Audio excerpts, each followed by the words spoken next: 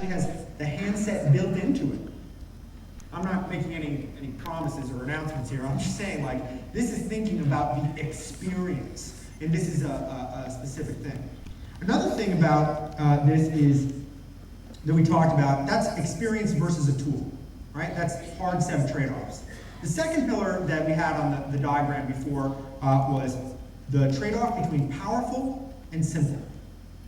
Powerful and simple. And these, frankly, are very, very difficult to do. We showed the example before with the 50-word toolbars that I guess is powerful, but simple is now out the door. An example of a very simple view in the shell. We're trying to pick our user interface to show you how we try to apply these principles.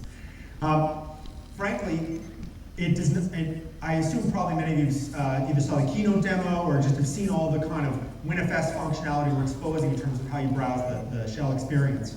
And how are we doing on time here? I think we're okay.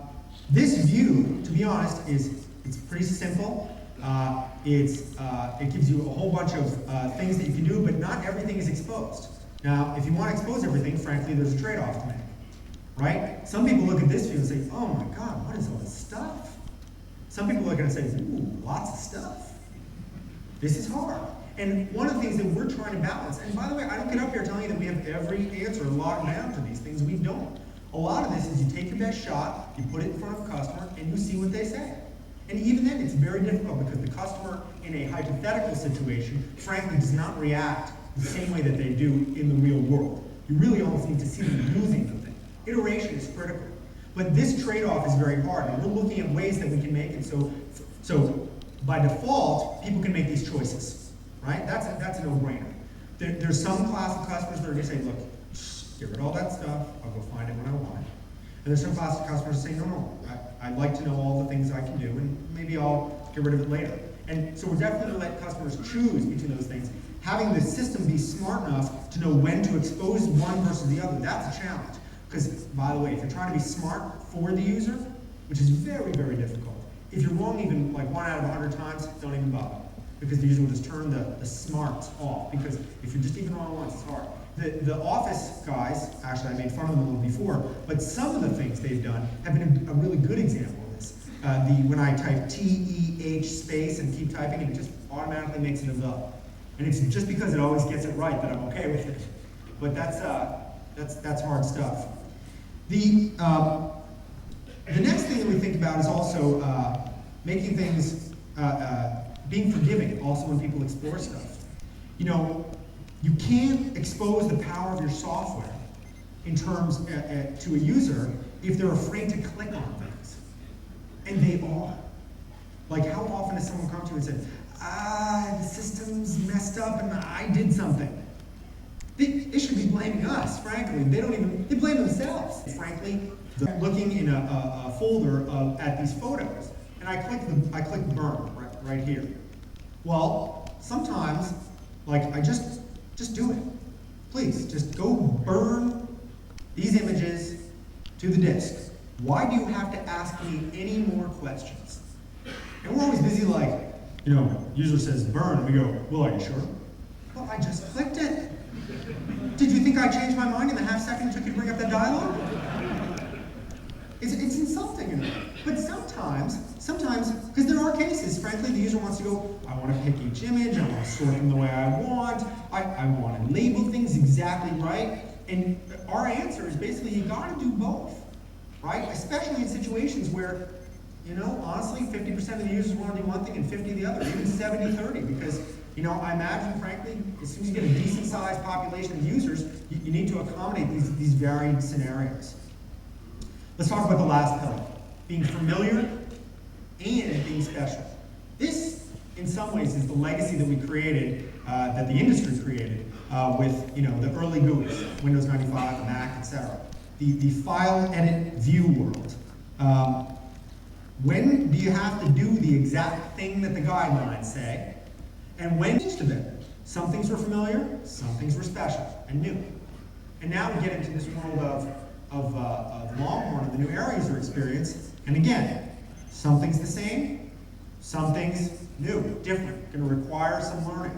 And bringing people along in that kind of evolved fashion. As excited as we are about the user experience and all the technology we're building into the platform, we really are thinking evolution. Exciting evolution, but evolution, not revolution, where we throw away years and years of hundreds of millions of customers learning of how to interact with software. That's frankly something we should be tapping. So, just to recap the vision and the pillars that make it up, and then we're going to dive into some more specifics. This is the vision. We switch screens, I think we just did.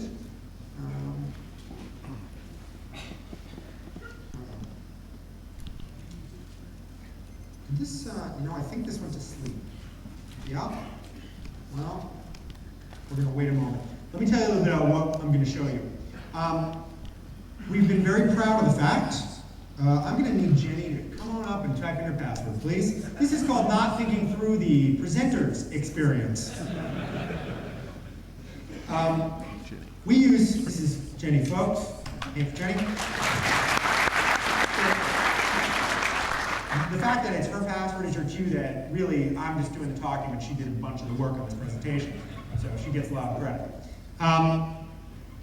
We use a tool, we use high fidelity prototypes in our UI design to go and test our software, experiment with our UI ideas.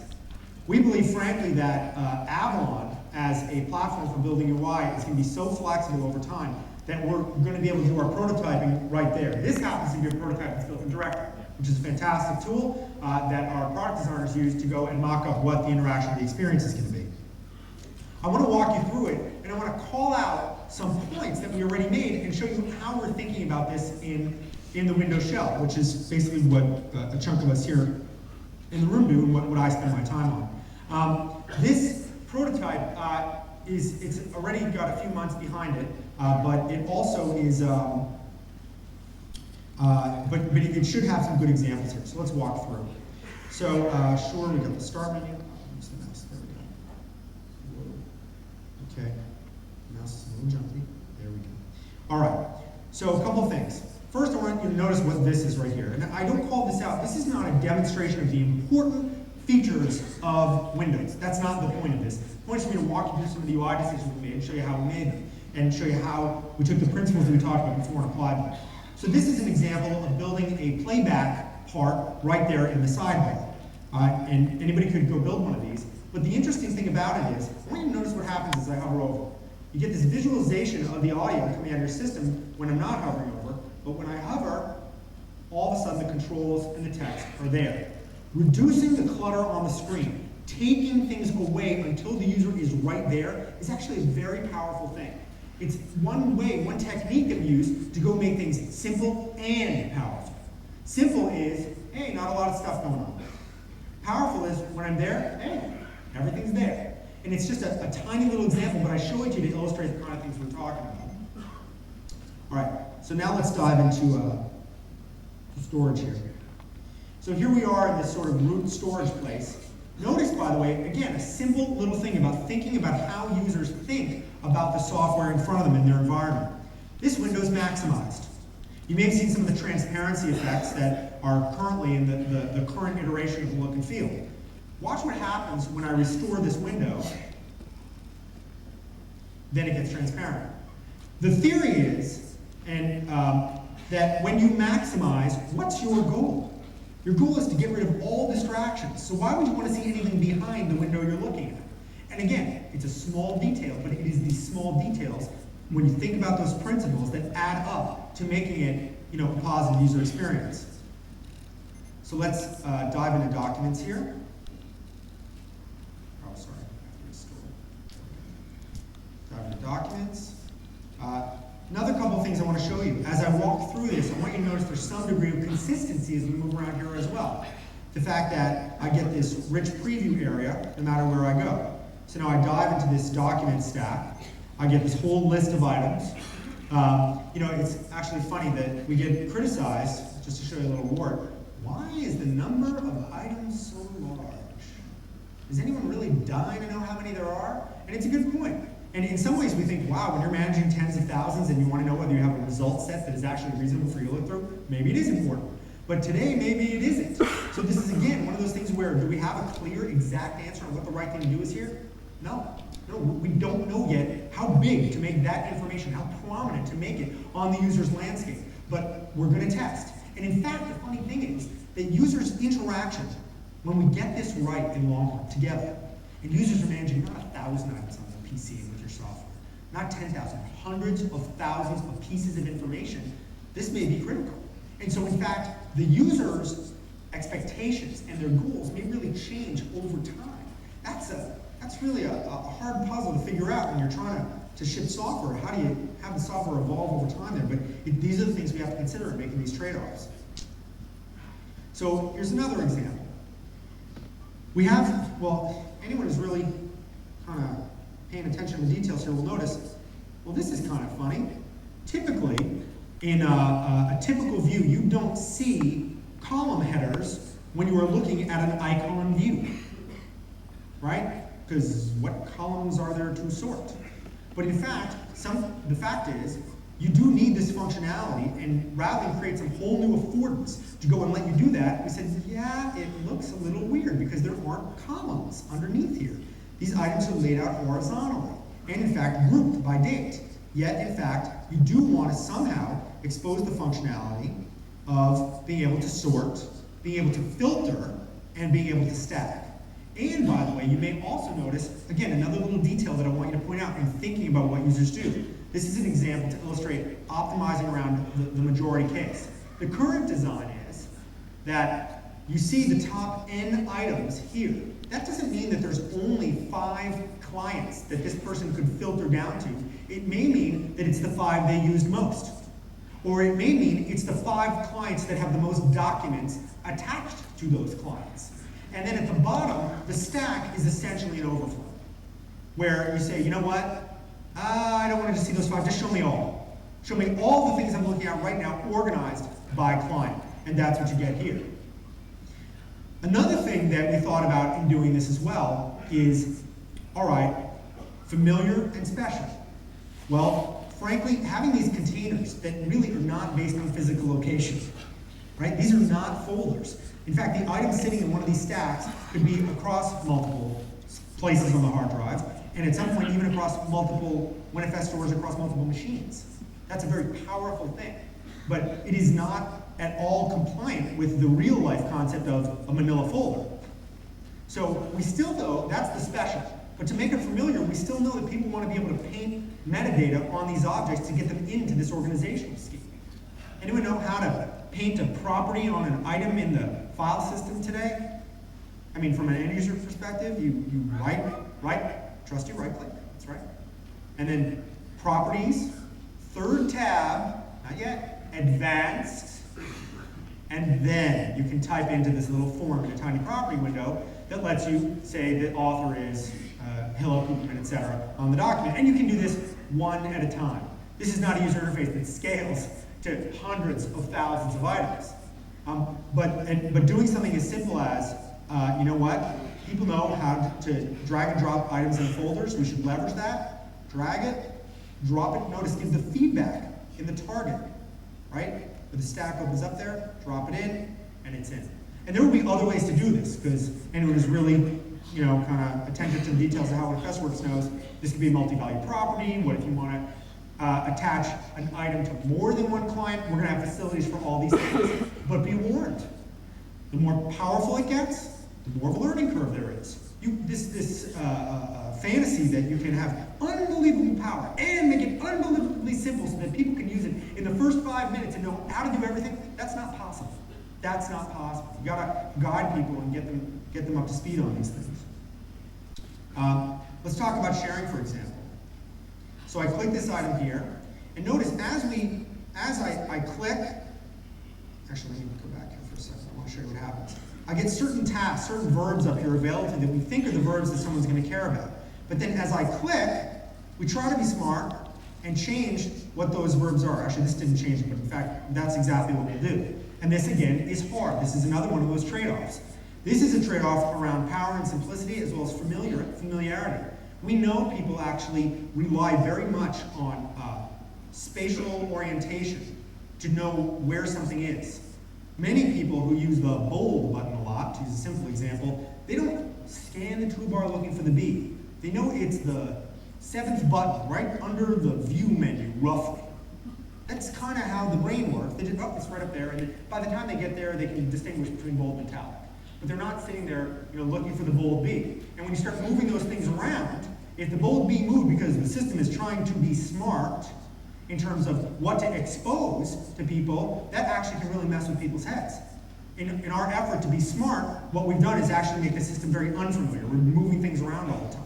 And in some places this can work well, and in some places it doesn't. We could argue, we think the start menu, for example, Windows XP, is an example of where trying to do the right thing and reflect users' usage by being dynamic in how we show things, for most users is the right thing. But it's hard, it's very hard. So let's click here, click on one of these verbs, and share. So this is just, again, an example of the people picker, the contact dialogue that we talked about. User experience is not just about what's on the screen and how you interact. The platform can do a very powerful job, in my opinion, of making a great user experience. And sometimes the best user experience is no user interface at all. I mean, often that's the case, especially with tasks that are an artifact of how we built the software. The people in groups effort, I don't know how many folks are deeply familiar with it, but if you saw any of the demos, this is the notion that instead of having people stored in various places in the system, in fact, they can be synced up to one place and yet exposed in a variety of places via the platform. So the fact that I go and have a buddy list entry for Jenny that has her Hotmail address, an email entry that's a different address in my address book, and a cell phone that's different, and then have her on the list of people that I can share with in my corporate directory, and then none of those 4 things know about each other, is a real user experience problem. Because essentially we're creating all this work for the user to keep things in sync that they know are the same, and why is the computer not smart enough to know that? So actually, in this example, leveraging the platform is less about, and again, we're working hard to make the UI great, but that's not even the most compelling thing about it. It's about eliminating the need to have all those separate islands of information. That's what's making a great user experience here. So actually, pick someone from the list, Adam, and hit share. Let's think about making an experience versus a tool. Let's think about thinking things end to end and how people are really going to use this stuff. Here's another example. Today, if I want to share a file, I will go right-click, share. I will go and set some permissions on it, and I will either call you or send you a piece of email or an IM with a UNC path, ///, and some long name to tell you where that file is.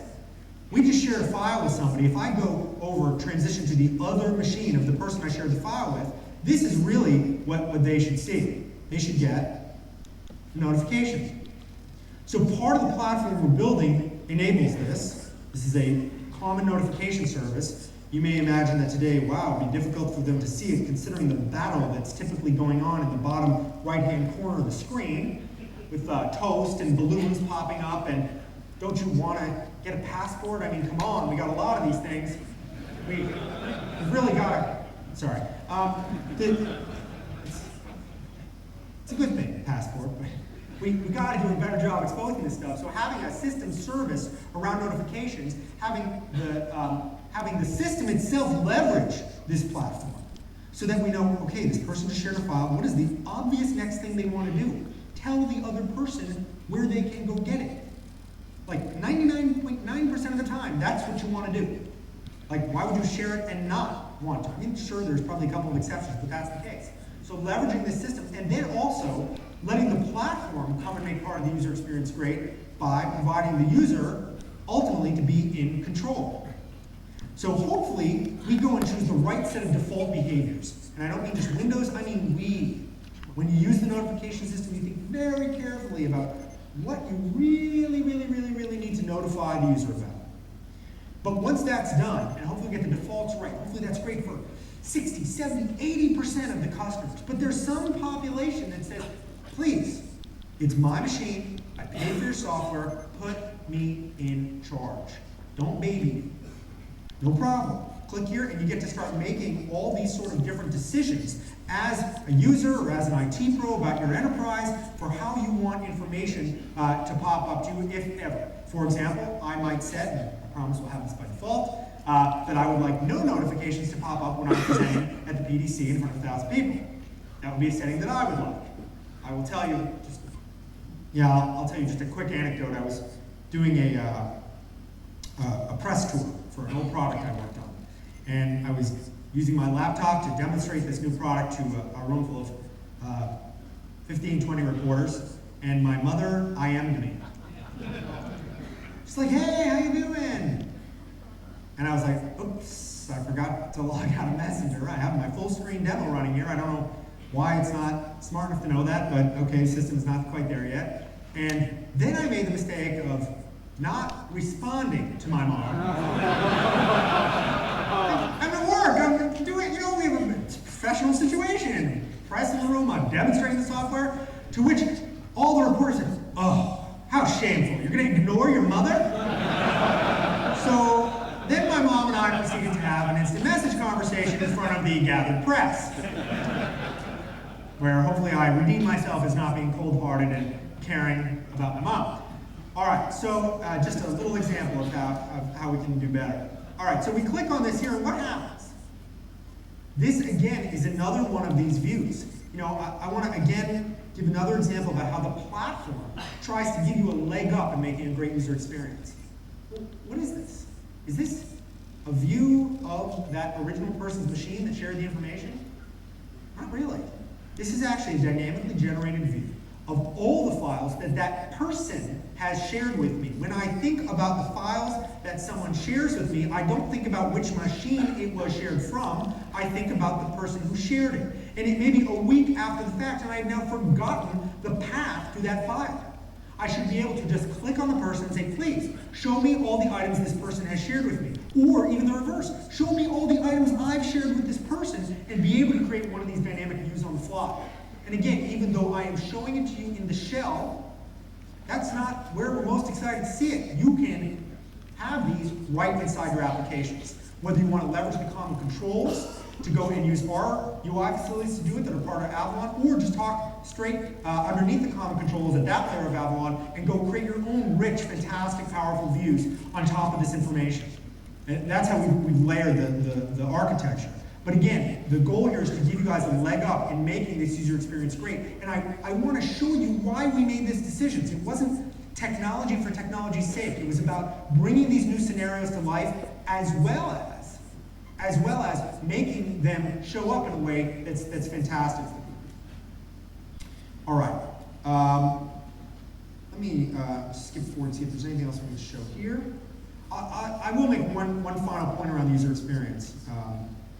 I want to, so here we are, we're going to start an instant message conversation and say, hey, I got that file you shared. Let's now transition back to the original machine, see the other side of that conversation.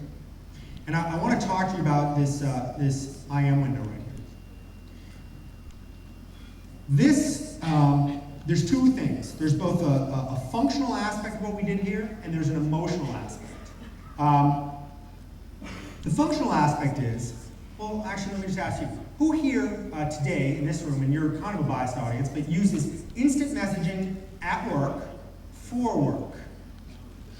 Okay, so you are unbelievably, like the ratio is inverted for most of corporate America.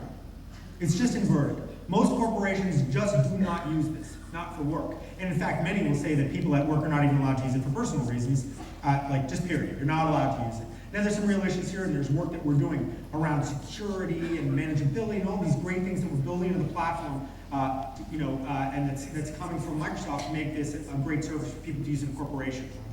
The live meeting stuff is a great example of that. That's already shipping, in fact.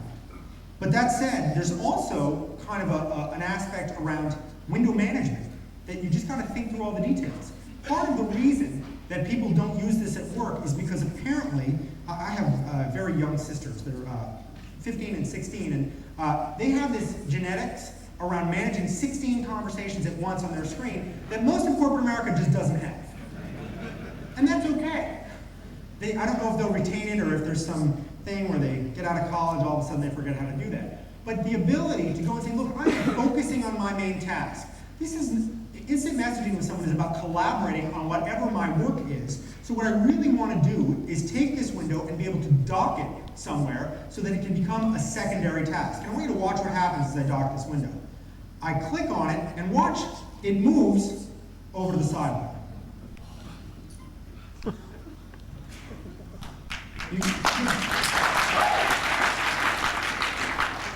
Two things I'm going to guess. I'm not saying this happened with everybody. I'm going to guess two things happened. There was an aspect of, hey, it did what I wanted, and wow, that's cool. It's okay to do both. It's important to do both. It is not fluff to make it look good. It isn't.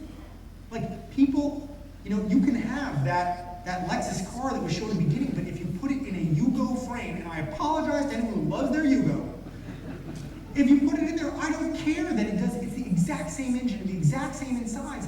It's not the same thing. You can show me the specs, show me everything's the same. Hey, what do you, and by the way, this is not just a consumer thing. People are human beings, whether they are at work or at home. They want to feel good as they use things. And it is okay, and you're gonna be careful, right? Because you don't want the G word, gratuitous, right? But at the same time, when you get that right balance of nailing what their expectation was in terms of the functionality that they really need, as well as doing it in a way that makes them feel like, wow, I'm doing something special, and I'm special, and I'm smart, that I bought this software that can do this great stuff, and it's an expression of what I'm about. I think that's pretty powerful. All right, that's I think enough demo for now. I'm gonna switch back and I want to show you a few more things, and then because I want to save some time for Q&A because people are in a hurry to switch out. So do we switch back to the slides?